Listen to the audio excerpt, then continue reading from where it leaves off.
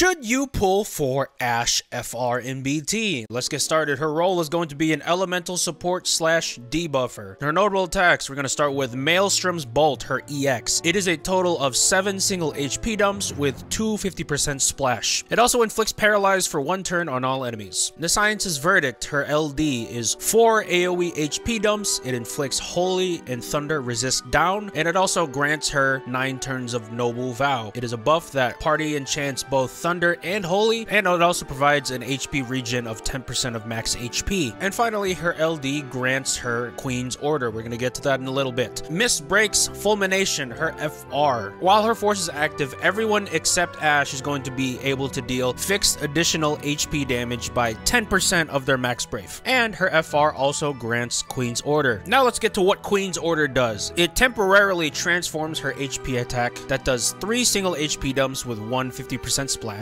It is instant turn rate. It fills everyone in the party's EX gauges to max. It also warps the entire party behind her. Let's get to her BT effect. In my opinion, the absolute highlight of Ashe. Empyrean's Edict for 6 turns. During those turns, all excess HP that is healed throughout the party turns automatically to Brave. Enemies cannot grant buffs, nor can they ever gain Brave. If that wasn't enough, it grants Ashe a follow-up for every attack she does. It does 3 AoE HP dumps, and after every attack, it heals the party's HP. We're gonna get to her Force effect. Her Force time goes up 20% for every Thunder attack that's made, another 20% for every Holy attack that's made, finally, a last 20% if the person moving has at least 4 active buffs. Starting with the pros, even if you don't plan on building Ashe completely, I still think she's a good option for calls, because her LD call gives 6 turns of party Holy and Thunder enchant. Her Force conditions are easy. If you use her Force, you're going to be hitting a consistent 60% for every one of your moves. Third off, she has strong auras. If you're just worried about whether your team is going to be able to deal max damage, with Ashe in the field, you really don't have to worry too much about that. Magic attack up, physical attack up, even good debuffs on the enemy to help up your damage even more. And finally, I think this is probably the best part of her kit, her BT effect. It is utterly fantastic. Ashe without it is pretty decent, but with her BT, she really becomes good. With her BT effect active, you can have very easy Brave battery through healing, so if the rest of your party besides Ashe is capable of healing, you're going to have a lot of Brave. She cripples the enemy. The fact that the enemies can no longer grant themselves buffs, nor can they gain Brave, that's a big deal, especially with enemies that can take a lot of turns and deal a lot of damage. A BT effect like this is pretty nice. Her BT effect is also amazing on the offensive side because it grants Ashe a very much needed follow-up attack. Her follow-up attack makes her damage up to par with a lot of top-tier support units, and while she's obviously still not going to be serving as your main attacker, her BT follow-up attack will allow her to still keep up with a lot of the heavier hitters. With that out of the way, let's get to her cons. She's only good with her BT. If you're planning on using Ashe and you don't feel like getting her BT, don't even try, because truth be told, her damage is horrible without the follow-up. Third off, I think this is easily her biggest weakness. The fact that her BT only lasts 6 turns is horrible. I don't know who thought that was a good idea, only giving Ashe 6 turns. What sucks about it is her kit doesn't even complement having 6 turns, because her kit requires her to move. Easily one of her best moves, Queen's Order, is instant turn rate. So if you're gonna end up using 2 turns out of your 6 BT effect just from 1 HP attack. If they made her BT effect last a lot longer, maybe 8 turns or even 10 turns, I would have a completely different opinion on Ashe. Additionally, her FR is fairly weak nowadays. While it's not the worst FR in the world, because there's definitely force weapons that are worse than Ashe, but at this point in time where most of the top tier FRs consistently give out 70 to 80% for each move, 60% isn't that good in comparison. And unless you're running some sort of off-turn damage team, which Ashe in my opinion doesn't work that well in, you're not going to be using Ashe as your main force time user. The second problem with her is that her buffs can take too many slots. Ashe provides a lot of buffs for the party, but the problem is they have to be applied to every single member of the party. Every single member of the party is going to be having magic attack up, max brave up. A lot of buffs are going to be applied to your party, and sometimes if your other members need to use their own buffs, they might not have room to do that. And to follow up on that, not all buffs are relevant. If you have an entirely magic attack team, Ashe providing physical attack up to the party party doesn't really do much. All it does is just waste a buff slot. Also, the paralysis that she gives off with her EX is horrendously limited. If you want a better consistent paralysis, I would look at Agrius, I would look at Fusoya, who are so much better at that job than Ashe is. The way I look at her paralysis debuff is it's just a nice commodity to have. It's a cool small thing to add. I don't think that it's something that you can rely on. And while yes, you could use Queen's Order to refill her EX, but again, she only has 6 turns on her BT. You're gonna have to be a lot more conservative on how you use her. And also, this is applicable to essentially every enchant attacker. She is absolutely useless in element lockouts. Do not even try to use Ashe. A big part of her kit and her force is through elemental attacking. She not only curses herself, but she curses the entire party because her LD buff automatically enchants everyone for Thunder and Holy. And finally, the global first, I gotta say, was not kind to Ashe at all because, let's be honest, Ashe is nowhere near as good nor as versatile as Penelo. Penelo brings so much to the table that Ashe brings, but better. And not only that, Penelo can do a lot of things that Ashe just can't do. For example, Penelo, you can use her in elemental lockouts. You can't use Ashe in elemental lockout fights. You can actually use Penelo as your main force time. You really can't use Ashe's FR as your go-to. Ashe's force is significantly weaker, and it's harder to fulfill than Penelo's. Penelo can cleanse. Ashe has no cleansing whatsoever. Finally, Penelo is easily the best force charger in the game. Ashe has no charging whatsoever. So if you already have and built Penelo, and you don't have any particular attachment towards Ashe, there's really no reason for you to get her at this point. My should you pull rating for Ashe, I am going to give her B, and that's being generous, to be honest. Again, easily the biggest problem with her is the fact that her BT only lasts 6 turns. I think that hurts her incredibly. Had her turns been,